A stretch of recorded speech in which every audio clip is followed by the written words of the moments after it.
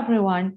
In this class, you will learn about torque, moment of inertia, and rotational equilibrium. Let's learn about torque. But before we do, we need to review translational motion and rotational motion. What is translational motion and what is rotational motion? So, translational motion is when the center of mass of an object moves from one place to another.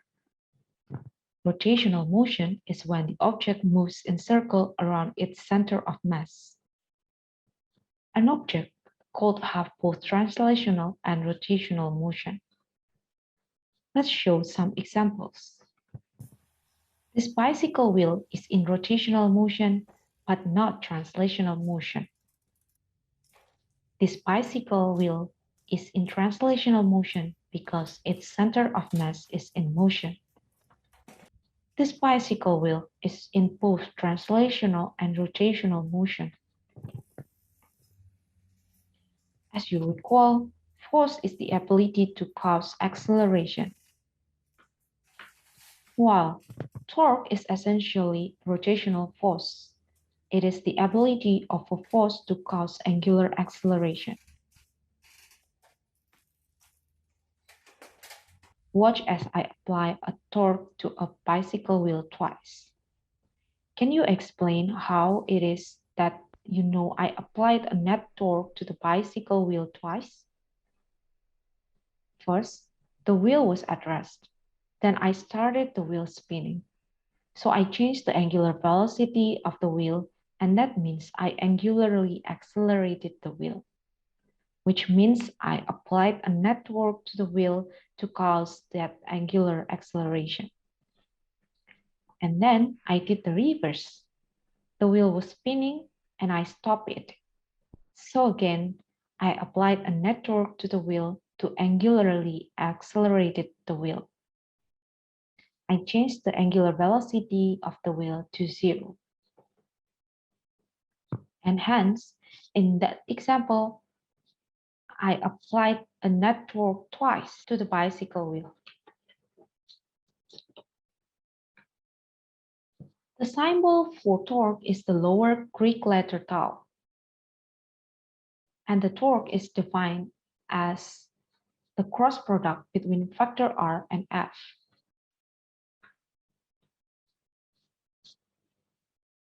The magnitude of torque is equals to the magnitude of factor R times the magnitude of factor F times sine theta.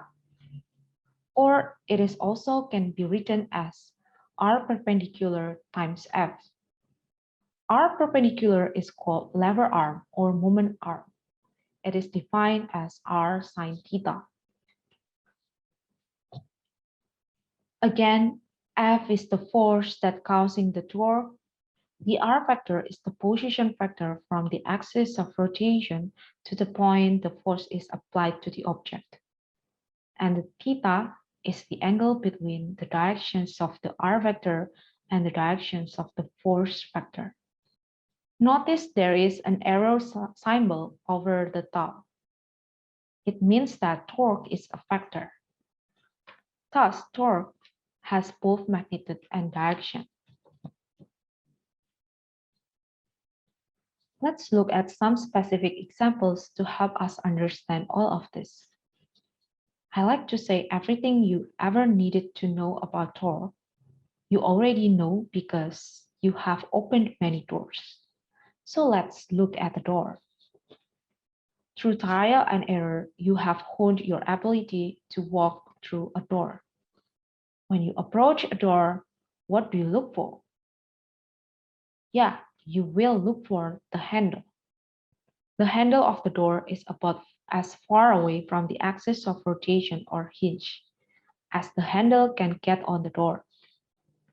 When you open a door, you push near the handle. You have learned not to try to open the door by pushing near the hinge or the axis of rotation. Let's talk about the reason. This is the top view of the door.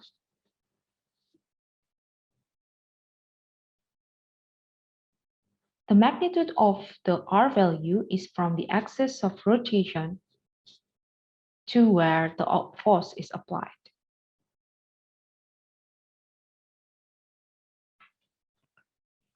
So when we apply a force at the door handle or at position 1, there is a larger R value, R1. If we apply a force near axis of rotation, it will have smaller R value or R2. And if the force applied has the same directions and magnitude, how the torques compare at position 1 and 2?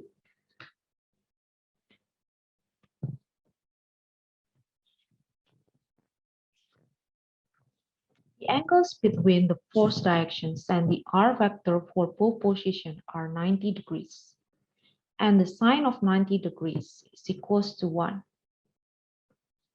So the torque in this case is just R value times the force applied.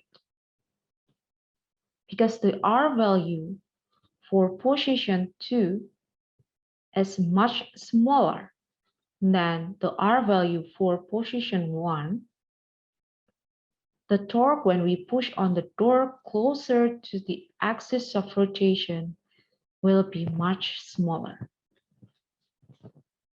A smaller torque means smaller ability to cause an angular acceleration.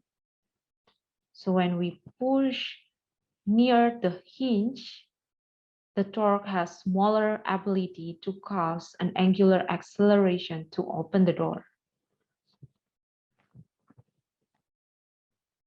Another thing we have learned to never to do is to push at an angle like this.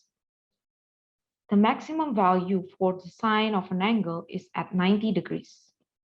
So at an angle that is not 90 degrees, the sine of the angle will be less, which will make the torque less, which means the ability to cause an angular acceleration to open the door is less. Why is the angle theta on that side of the force? Theta is between the directions of the force and the R vector. The R vector points to the left, so theta is between the left and the directions of the force.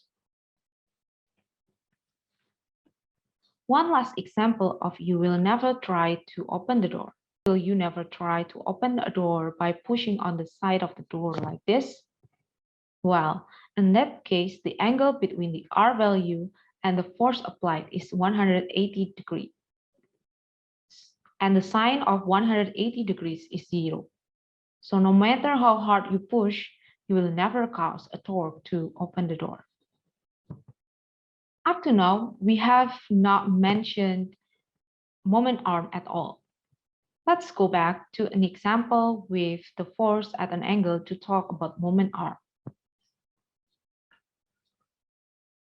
The R position factor is the hypotenuse of a right triangle, which has two sides. One side is the line that includes the force and the extension of the force. The other side is the component of R vector, which is perpendicular to the extension line of the force. This perpendicular component of R is called moment arm or lever arm. Notice in this example that the moment R is smaller than the R vector. It is because the angle in our torque equation is not 90 degrees. When the angle is 90 degrees, like the force door example, the R value and moment arm are equal in magnitude. Okay, so moment arm is defined as the perpendicular distance between the line of action of the force and the axis of rotation. This dashed line extending from the force is the line of actions of the force.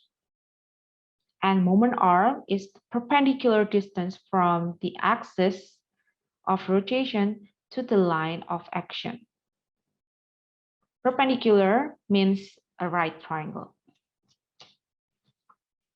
Okay, actually this angle and that angle has the same values of sine because θ1 plus θ2 is equals to 180 degrees, or they are called supplementary angles.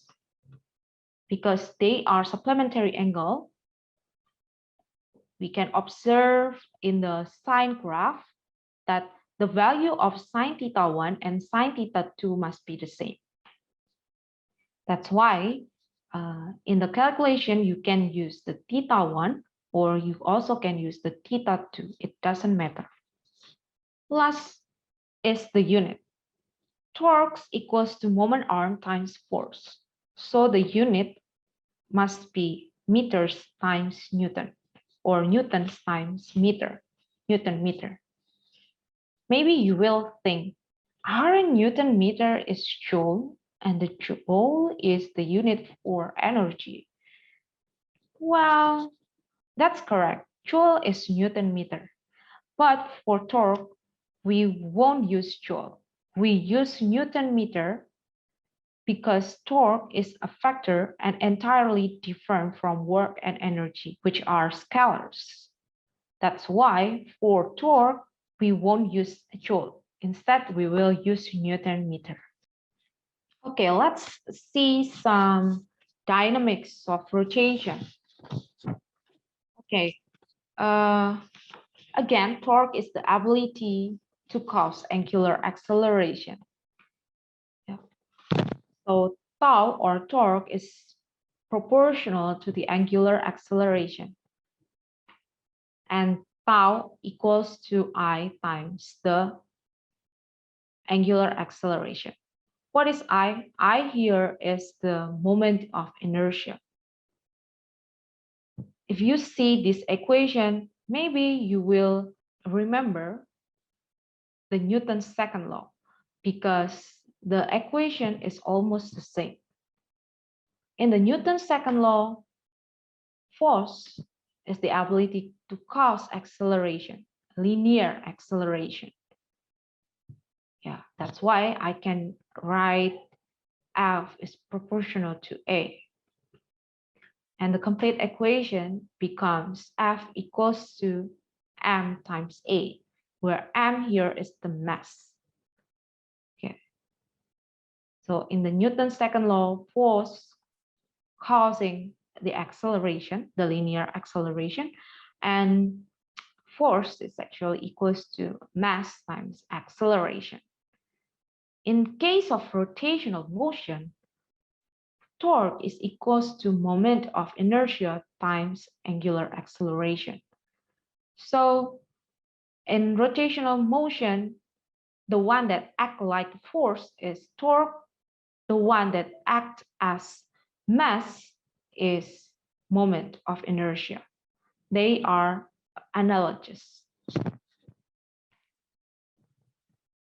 Now let's talk about moment of inertia.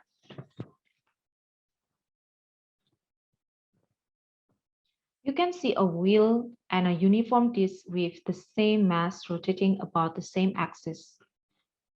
Okay, why it is difficult to start or stop the wheel than to start or stop the disc even though both of them have the same mass? This is because the force required to start or stop an object undergoing rotational motion depends on the product of mass of the object and the square of the distance from the axis of rotation to the particles which make up the body. The product of mass and square of the distance from the axis of rotation is greater in the case of a wheel. This explains why it is difficult to start or stop a wheel. The product of mass of particle and the square of the distance of the particle from the axis of rotation gives the moment of inertia. Moment of inertia of a body is equals to m1 r1 square plus m2 r2 square plus and so on up to plus mn rn square. where M1, M2 up to Mn are the masses of particles constituting the object, and R1, R2, and so on up to Rn are the distances of these particles from the axis of rotation.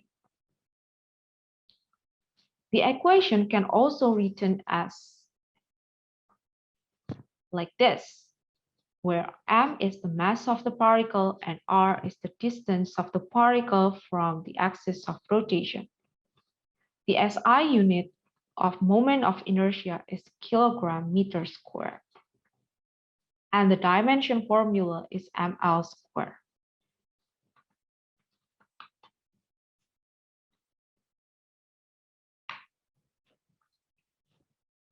Now we will discuss 6 different equations for moment of inertia of rigid objects with constant density. The object is a thin hollow cylinder about or around its long cylindrical axis. The second is a solid cylinder about its long cylindrical axis. And then a solid sphere about its center of mass. And then a thin hollow sphere about its center of mass. The example is a racquetball. And then the fourth is a solid sphere about its center of mass. Example of those kind of objects is lacrosse ball. And then we will also learn about a thin rod about its center of mass and a thin rod about 1m. Again, these are rigid objects with constant density. Rigid means the object will not easily change shapes. In typical calculus-based physics class, we would derive many of these equations for moment of inertia. However, for this high school physics 2 class, we will only discuss their relative moments of inertia. In my opinion, it is not worth memorizing this equation. However, understanding why they have their relative values is very worthwhile.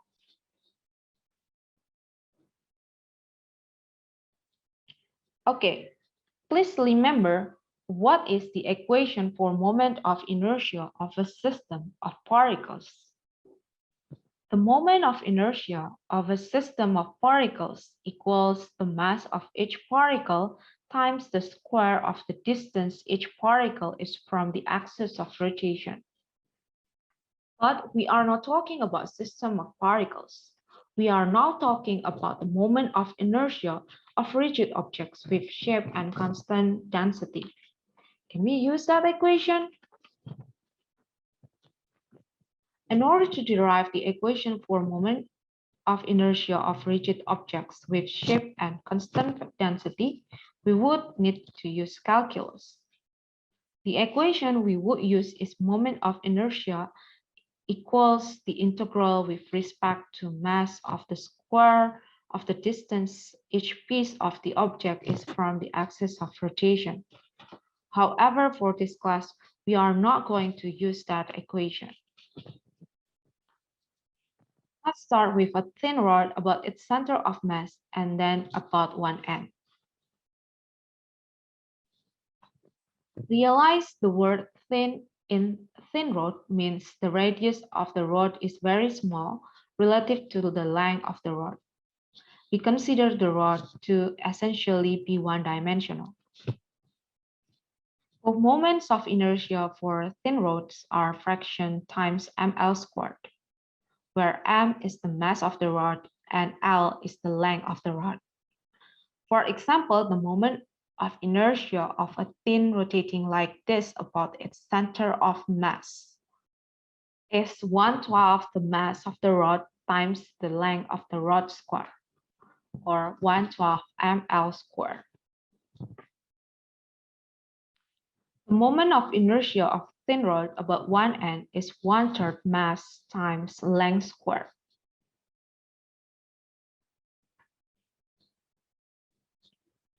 So 1/3 is greater than 1/12.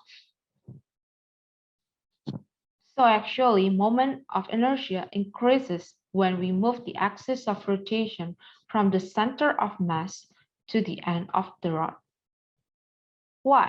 Well, moment of inertia is linearly proportional to the mass of each piece of the rod, but it is proportional to the square of the distance each piece of the rod is from the axis of rotation. So when we move the axis of rotation to one end, some of the mass is now further apart from the axis of rotation.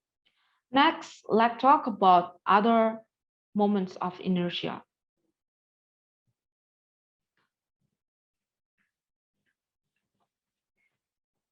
Let's start with the thin hollow cylinder about its long cylindrical axis.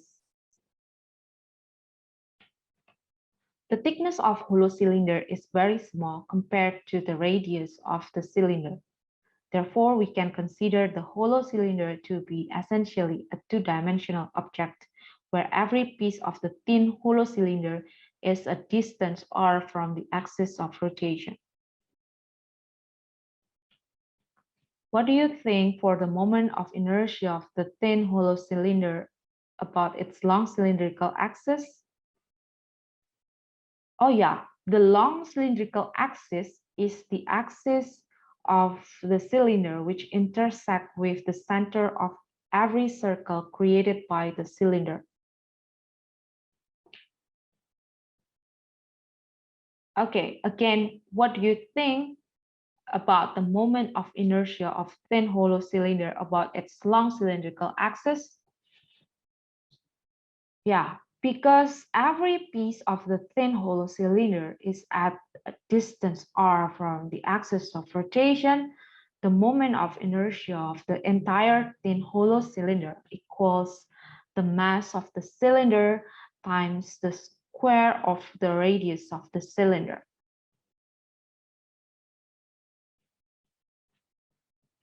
Now let's move on to the moment of inertia of solid cylinder. Again, it is rotated about its long cylindrical axis.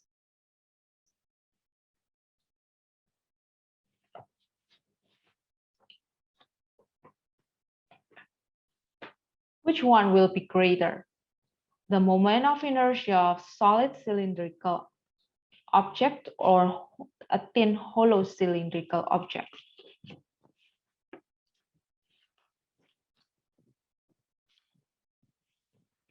The moment of inertia of a solid cylinder about its long cylindrical axis is 1/2 times radius squared. And 1/2 is less than 1. So the fraction for the moment of inertia of a rigid solid cylinder of constant density about its long cylindrical axis is less than the fraction for the moment of inertia of a thin hollow cylinder.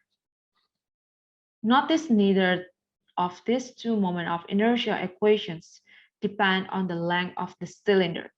In other words, the length of cylinder is irrelevant as far as the equation for moment of inertia about long cylindrical axis are concerned.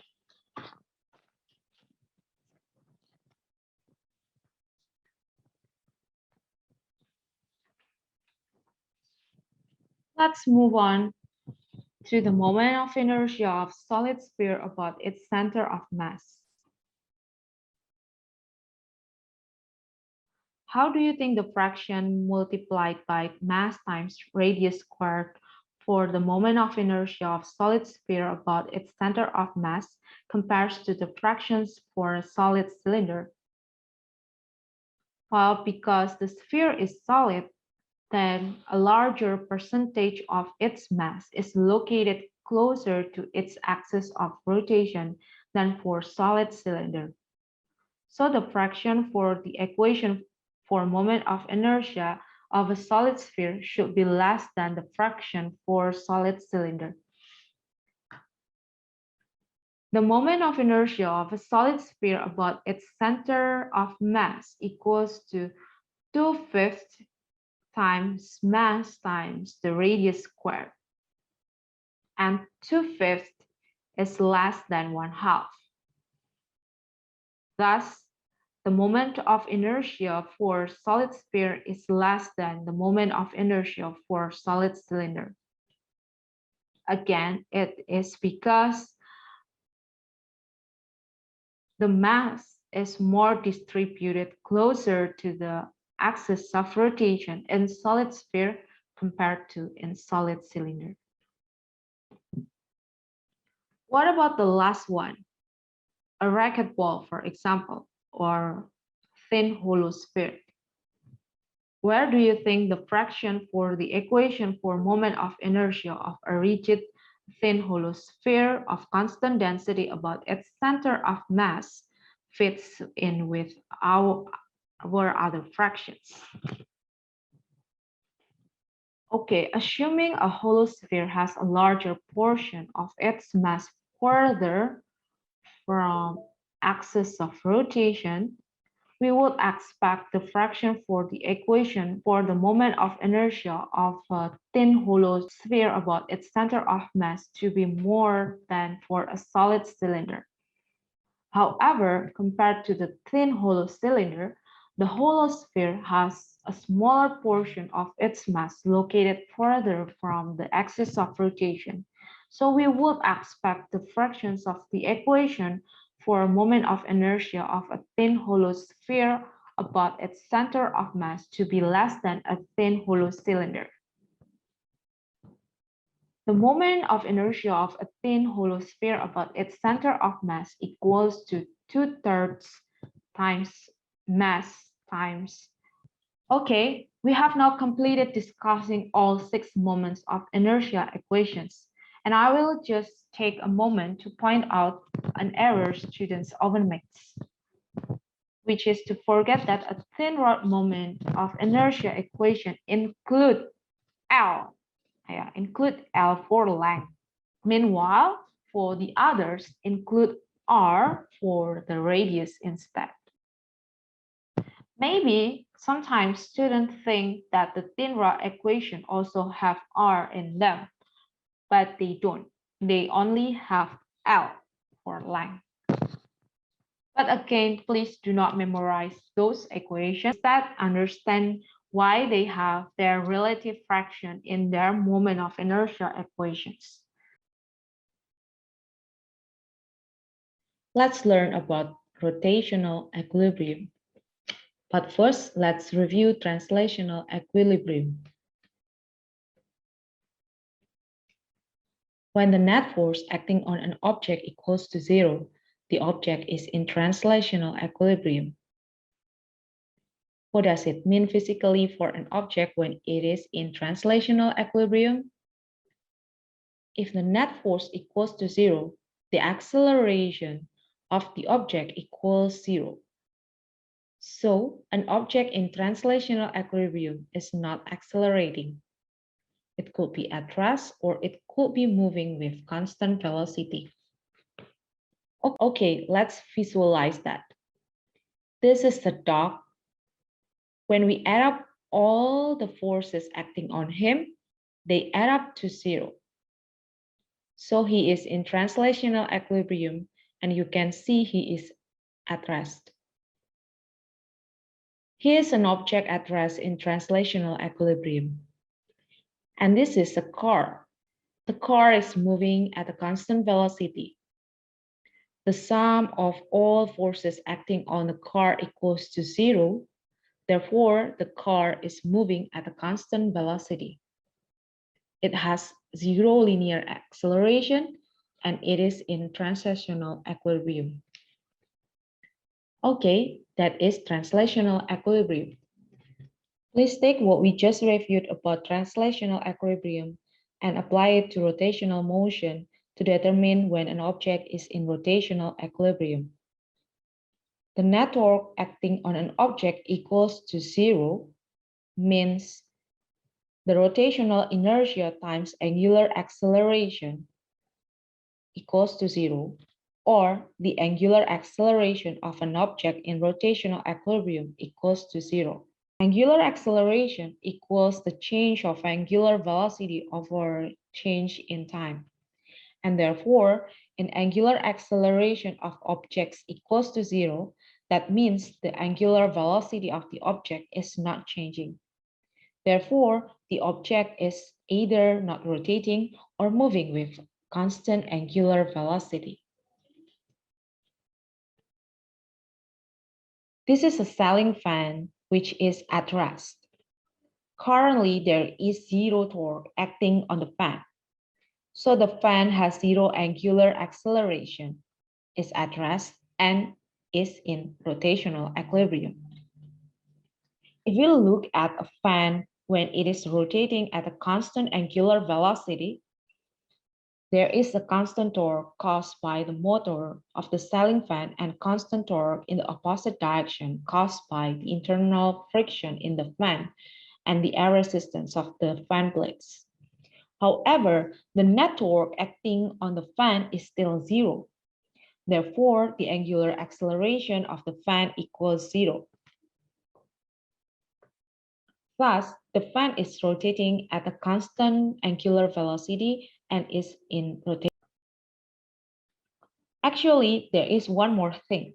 When an object is at rest and not rotating, it is in what we call static equilibrium. So again, for translational equilibrium, the net force is equals to zero and hence the objects do not have acceleration. The object can be at rest or moving with a constant velocity. Meanwhile, for rotational equilibrium, the net torque is equals to zero and hence the object doesn't have angular acceleration. The object can be at rest or moving with constant angular velocity. Actually, there is one more thing. When an object is at rest and not rotating, it is in what we call static equilibrium. Static equilibrium is when the object is at rest and in both translational and rotational equilibrium at the same time.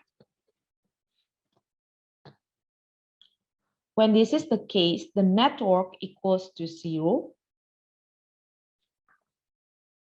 When this is the case, the net torque equals to zero about any axis of rotation. In other words, we can sum the torques and pick any axis of rotation, and the net torque still equals to zero. Just to be clear, please look at the ceiling fan, which is at rest and not rotating. Is the fan rotating about its center? No. Is the fan rotating about the end of one of its blade? No. Is the fan rotating about any axis of rotation? No, it is not. So when an object is in both translational and rotational equilibrium at the same time, or static equilibrium, then the net torque about any axis of rotation equals zero. I hope you can see that. The concept of static or not moving equilibrium is very helpful for analyzing static structures. Thank you very much for learning with me today. I hope you enjoy this class. See you on the next video. Bye.